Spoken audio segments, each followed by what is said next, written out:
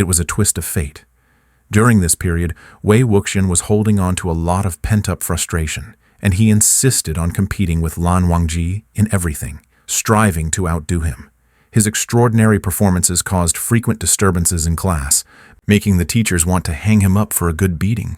Yet, his achievements were far superior to everyone else's, even surpassing the usually unrivaled Lan Wangji for the first time.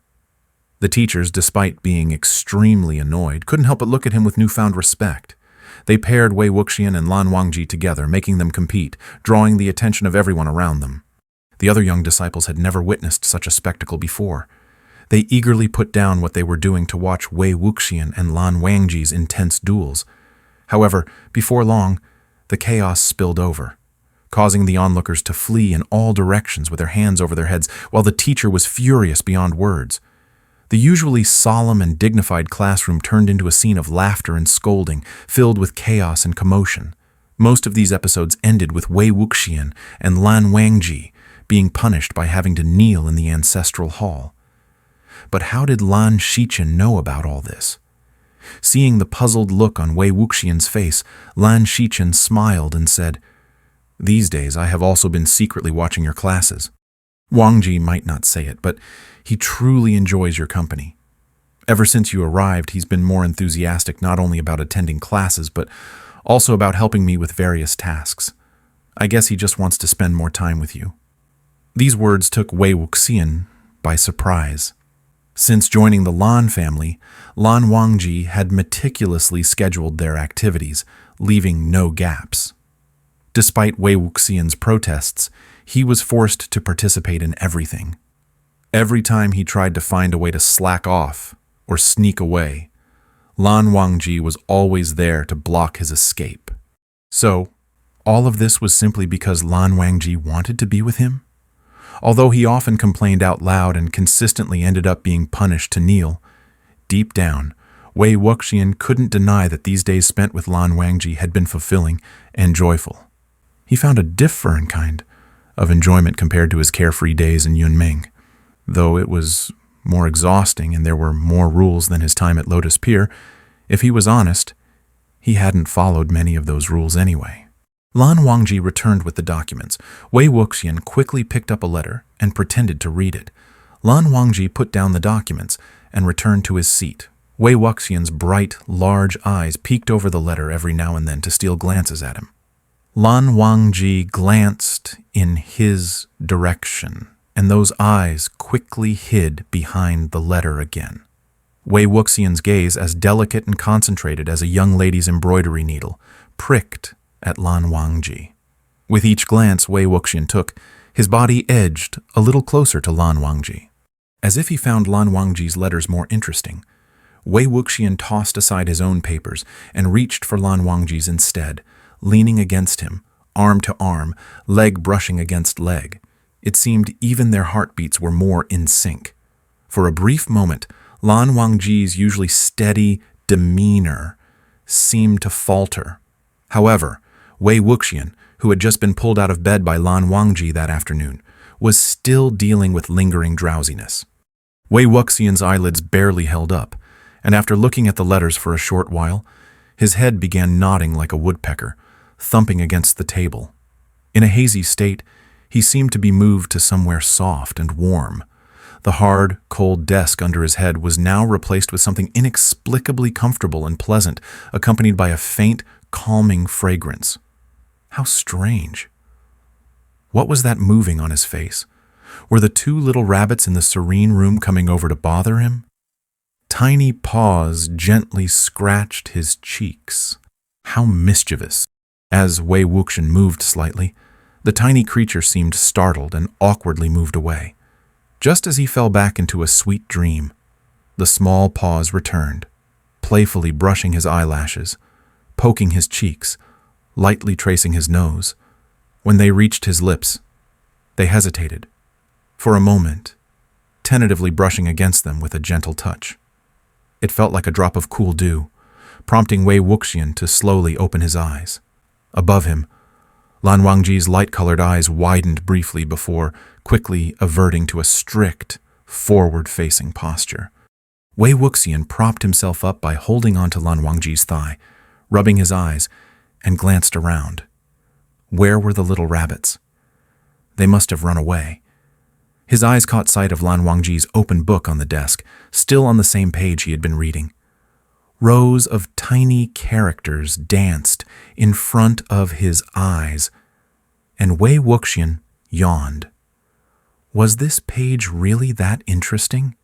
Lan Wangji, interrupted by Wei Wuxian's various little movements, found his thoughts drifting away as well.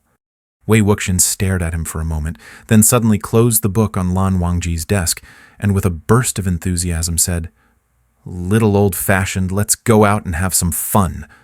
Lan Wangji was surprised. Fun? Without a second thought, Wei Wuxian jumped up from the ground and reached out to pull him along. As he did, he called out to Lan Xichen, "Zhe Wu Jun, that's it for today. Lan Zhan and I are leaving first." Lan Wangji's collar was pulled askew, and he, bewildered, said, "Elder brother." Lan Xichen smiled and nodded. "It's fine. You two go ahead." Leaving Lan Xichen's residence, Wei Wuxian dragged Lan Wangji all the way to the back hill, talking as they went. "Little old-fashioned, if you ever want to be with me in the future, we don't need to attend classes. I see there are plenty of things to have fun with here on your back hill." Although he had an inkling that the small animals on the back hill were about to meet misfortune, Lan Wangji had a more pressing question on his mind. After hesitating for a moment, he asked, "Did my elder brother say anything to you?" Wei Wuxian replied, "He said a lot." Lan Wangji's expression became a bit less natural. "What did my elder brother say?" Wei Wuxian blinked. "He said that his younger brother is a little reserved, wants to have fun with others but doesn't say it. Insists on dragging him to attend classes instead." Noticing the embarrassment on Lan Wangji's face, Wei Wuxian laughed heartily for a while, then suddenly asked, "Little old-fashioned, do you know how to climb trees?"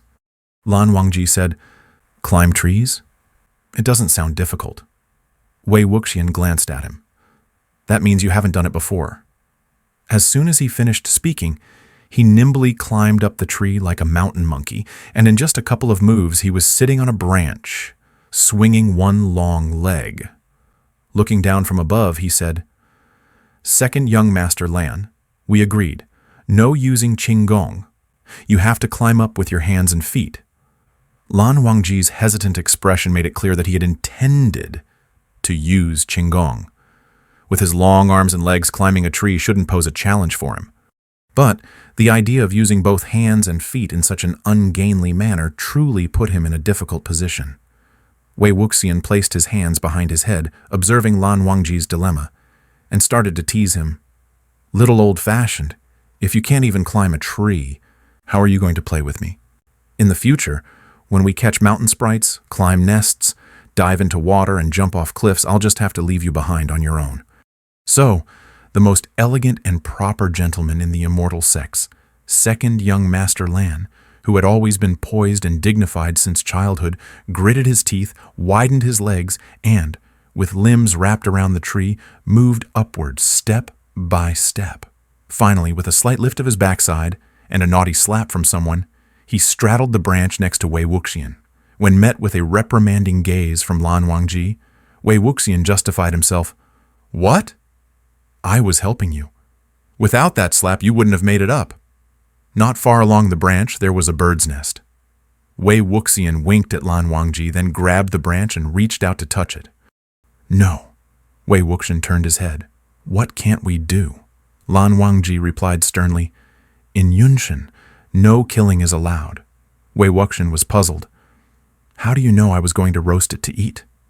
With a mischievous grin that he hadn't yet wiped off, Lan Wangji suddenly pulled him back, using his sleeve to wipe Wei Wuxian's glistening lips. Wei Wuxian smacked his lips, swallowing his saliva, and gazed at Lan Wangji. "Little old-fashioned, since we're already up the tree, if we don't touch the bird eggs, what else can we do?" The two of them were straddling the same tree branch, their bodies pressed closely together.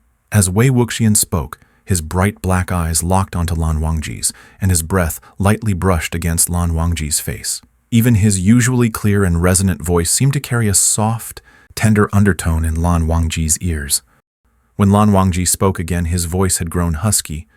"Tell me, what should we do?"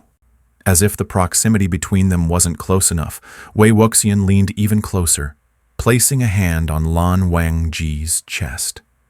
His tongue playfully darted out, and in a low, suggestive tone he said, "Then we can only do this."